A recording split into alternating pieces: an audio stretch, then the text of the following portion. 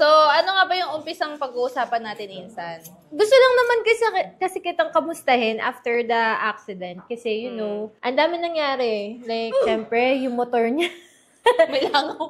Yung motor niya kasi, di ba, guys, nawasak. Grabe. Like, first time yun ever na, di ba, nagkaganon ng gas-gas. First time kong na-aksidente kay ZX4RR. Usually, ang mga aksidente ko kasi sa kanya, more on tumba-tumba lang.